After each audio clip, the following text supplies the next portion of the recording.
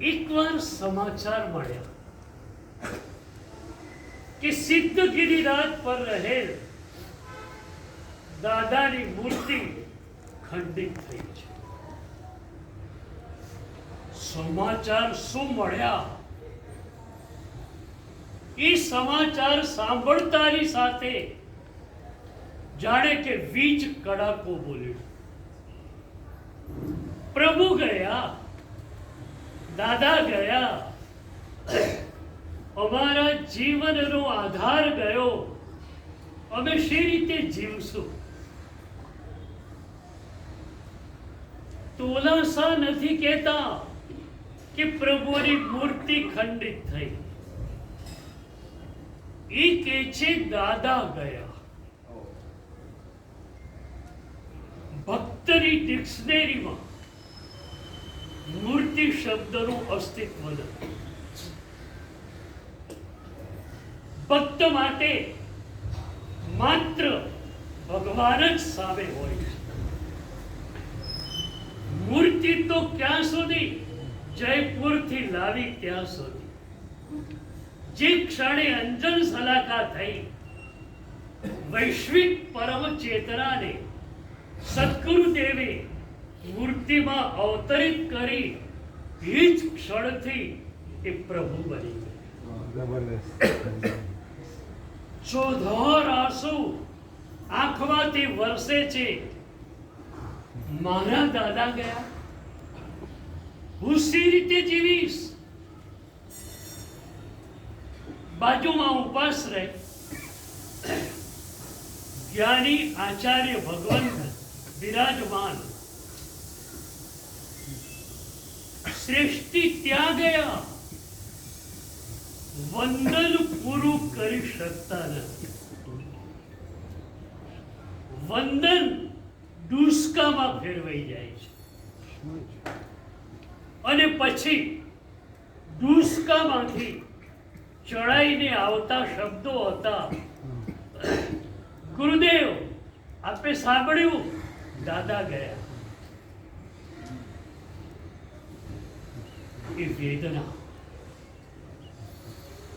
મારા જીવનનો આધાર મારા દાદા.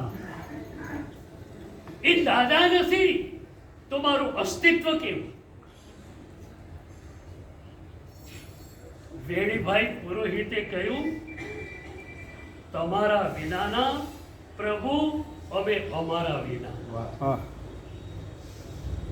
તમે જો ન હો તો અમારા હોવાનો કોઈ અર્થ નથી. ધ્રુસકે ધ્રુસકે શ્રેષ્ઠી રડે છે. પ્રભુ ગયા, દાદા ગયા, શું કરીશું? એ ઘટના એવી હતી કે જ્યાં વેદના જ પર્યાપ્ત હતી. આજે આપણે આપણી વેદનાને થોડા આક્રોશમાં ફેરવવી પડે છે અને લાખો જૈનોની વેદના, કરોડો જૈનોની શ્રદ્ધા, આસ્થા, એ જ્યારે આક્રોશ બનીને ઢલવાય ત્યારે સરકારને ઝૂક્યા વગર છૂટકો નથી. આખરે સરકાર એટલે શું? લોકતાંત્રિક સરકાર છે. અતુલભાઈએ કહ્યું તેમ આપણે સંગઠિત થઈએ તો એટલી બધી સીટો છે કે જેમાં જૈનોનું પ્રભુત્વ છે. જૈનો નક્કી કરે એ જ ઉમેદવાર જીતી શકે.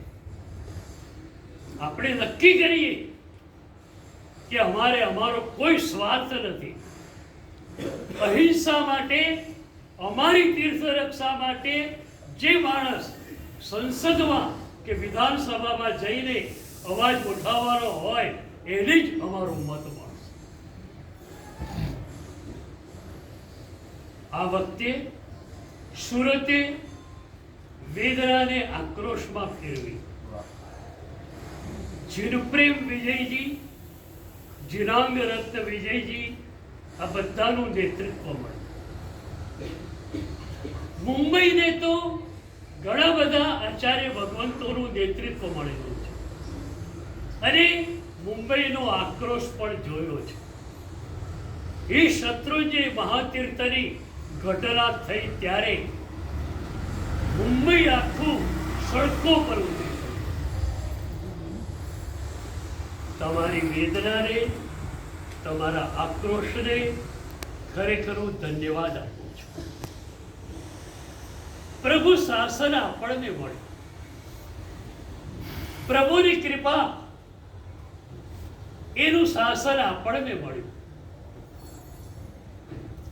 આપણે એ શાસનના રીણમાંથી મુક્ત કઈ રીતે થઈ શકીએ? તિલક માટે, તિલકની રક્ષા માટે પોતાના જાનને હોમી દેનાર મહાન વ્યક્તિત્વો આપણી પરંપરામાં થાય. એક વસ્તુપાલે રાજાના મામાએ બાલમુનિનું સેજ અપમાન કર્યું તો રાજાના મામાને કહી દીધું, આવી જાઓ મેદાનમાં. વસ્તુપાલે મંત્રી પદ સ્વીકાર્યું. એ વખતે રાજાને કહેલું કે તમારી નોકરી ખરી, તમારી નોકરી માટે પ્રાણ પણ આપી દઈશું, પણ તમારી નોકરી આજે સ્વીકારું છું. મારા પ્રભુની નોકરી